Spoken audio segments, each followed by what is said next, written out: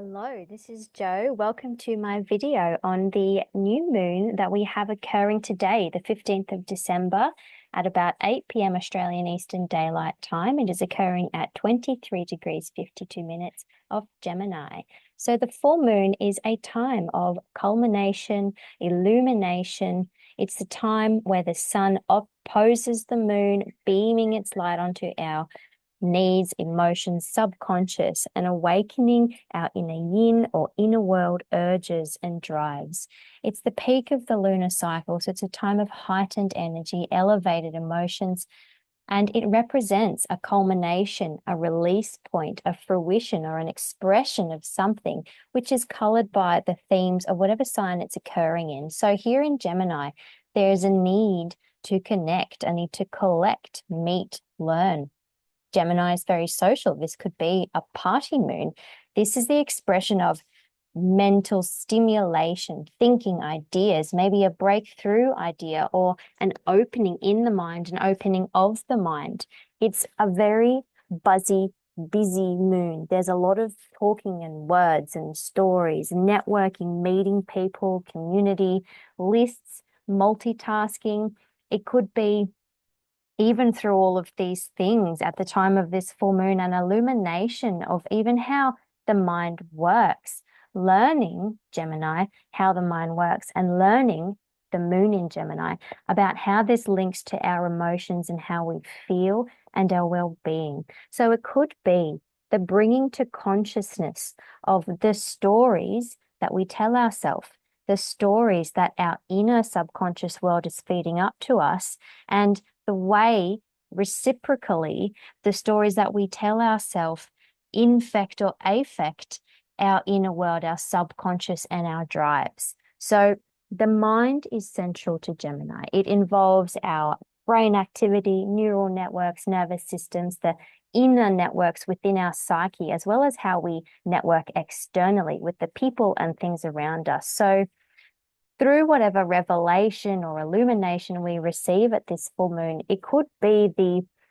culmination or finishing of a way of thinking or a way of connecting. And because Gemini needs this stimulation, it's endlessly curious.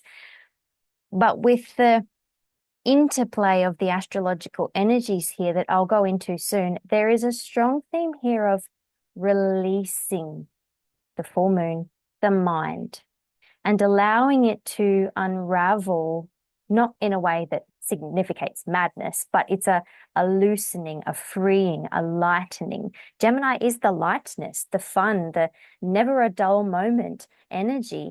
And the energies here suggest that the way to enjoy this period fully and enjoy our minds, enjoy what is stimulating us in a healthy way, that feeds our well-being with the moon here, it's to release the threads that perhaps we're so intent on collecting or following and focusing, because Gemini can be quite scattered, inconsistent, highly wired, focusing on those things only which do nourish us, which is the moon, that fulfills our needs, the things that we know are good for us. So that means centering. That means even a switch off, because Gemini doesn't really have a resting state. The mind is always up to 11 in Gemini, and even resting, Gemini is alert. So the switch off here to any external stimulation could allow you to truly feel the moon, the way that your mind is working, and you might even be able to hear your own thoughts. It's even like a decluttering energy here, this centering and focusing. And you may be able to even listen to your own stories and your own self stories, which could enable this mind shift, this mind breakthrough. And it will, through that, enable you to really enjoy more these bubbly energies of Gemini without being swept away by them. Nervousness is real in Gemini. So focusing your mind and intent on those things which you know feed your well-being could be the most supportive thing to do here, to allow you to fully embody this wonderful experience of the breadth of the mind. So mindfulness is important. Intentionality is important, especially because the ruler of this lunation, Mercury has been retrograde.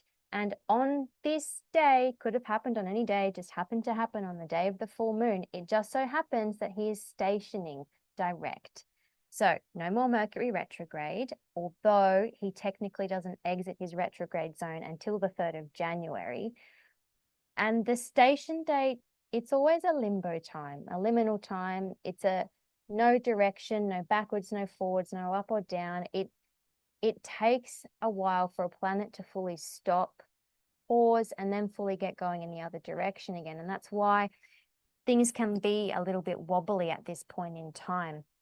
So even though forward motion isn't the natural expression at the moment of the full moon, whatever illumination is happening for you at this time, it could still really lend itself to what you're now taking with you as you're retracing the mental steps through this last phase of the Mercury retrograde zone. So Mercury in Sagittarius has been teaching us to further reach into the intuitive mind, to activate the potential of how we can move past the details and facts to really understand, Sagittarius, the truth, the meaning, the purpose of something, and really practicing a non-linear mental experience. So whatever our mentality has been undergoing since the beginning of November, which was when Mercury entered his shadow zone, this is now going to begin to truly consolidate moving forward.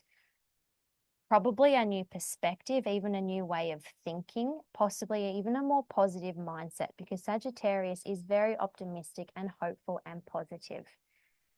And what's also significant here is that Mercury is also still in orb of a grand fire trine. We have him trining Mars retrograde in Leo and also the North Node there in Aries.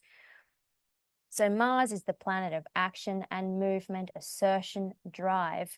However, he is also retrograde, which is not the natural expression that he prefers and can feel frustrating. So these fire signs do like momentum, going, moving forward. So not moving or moving backwards or inwards can be a bit more of a difficult experience. But because this is a favorable aspect, the trine, especially with a grand trine with 3 points here, we could be feeling, even though we might not necessarily like the lack of momentum, but we could know or understand that these inner journeys, these revamping, redoing, realigning processes that we've been going through that are possibly inhibiting external progression, we could have an understanding that they're still important and that they are actually really feeding our overall progression and evolution with the North Node here in Aries, to be able to step into your true authentic self, true identity, the knowing of who I am, and our heart alignment with that true identity. So the grand trine here is kind of siphoning off some of the natural frustration that a lack of movement can give these points. And it's actually allowing us to really bask in our inner fire, our inner creativity, these inner visions and intuition, our excitement of what we know that we will be stepping into, rather than feeling defeated or blocked or put off by this possible lack of movement. This is really feeding the full moon at this time because it's involving the ruler of this full moon.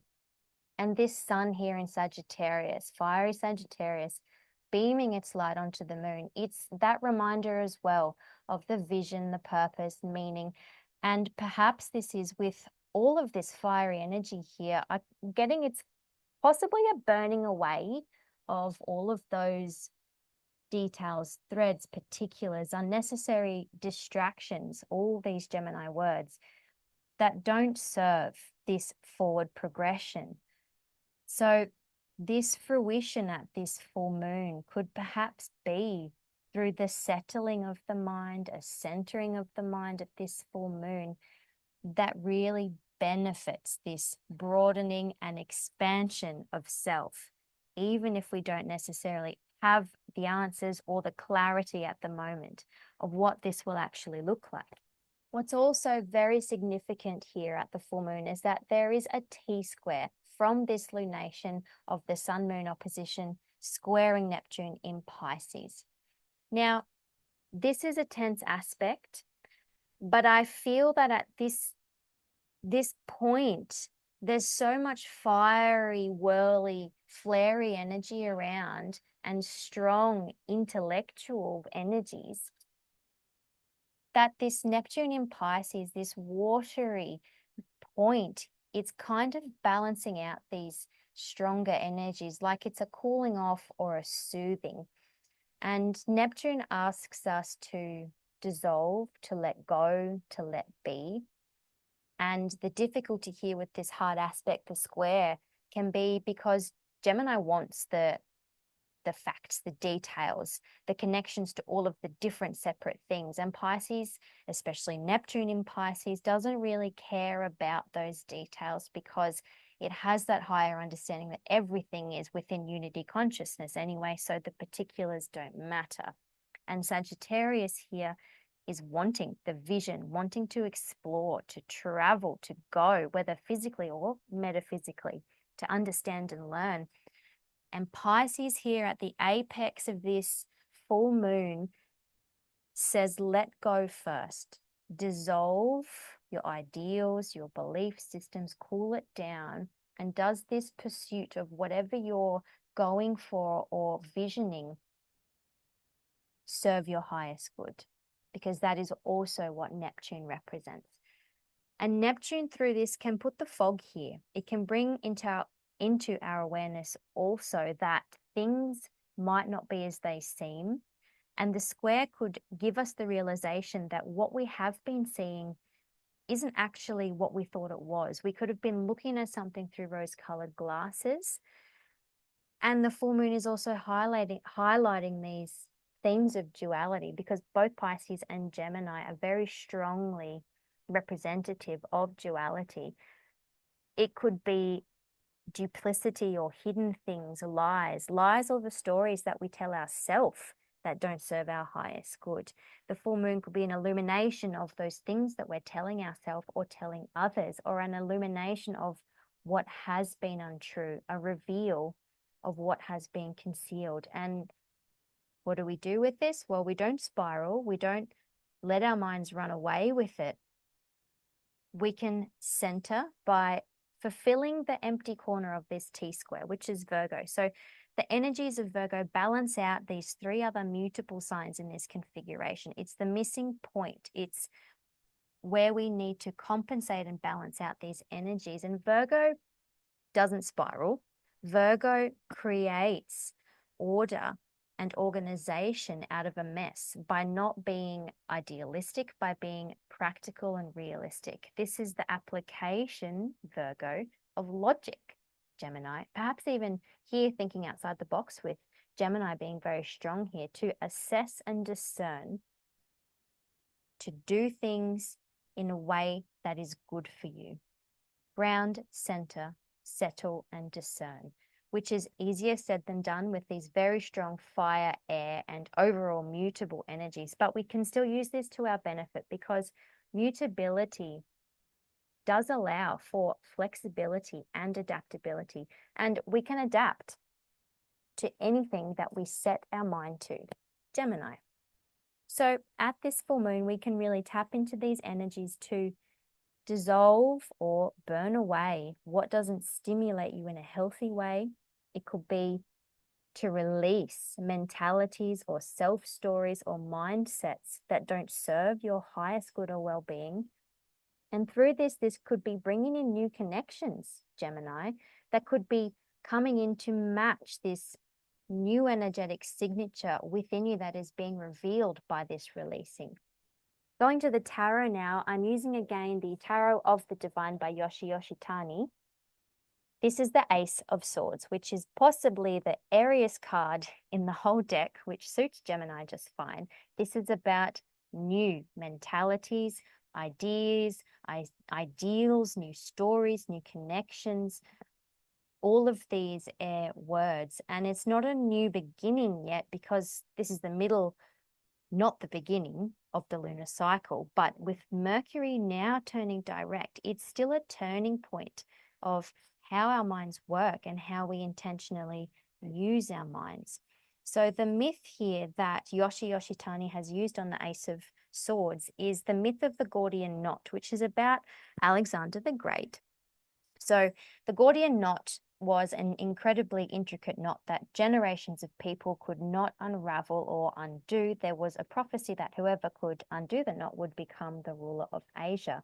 And Alexander the Great conquered the town of Gordia and attempted to undo this knot. But however he tried, he couldn't do it. He could not unravel this knot. So what he did is he reasoned, he used his mind to reason that it didn't matter how the knot was undone, just that it was undone. So he pulled out his sword and slashed the knot open, and voila, the knot was undone. And of course, he went on to conquer swathes of land and became the ruler of Asia and many other countries, and the prophecy was fulfilled.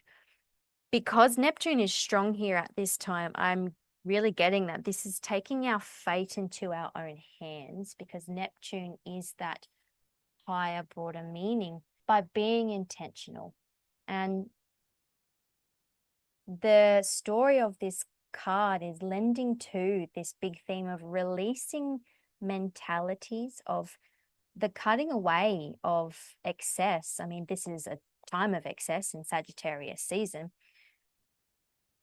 And what doesn't serve, to get to what really matters. So this is mental clarity, mental acuity, mental simplicity. Just cut it.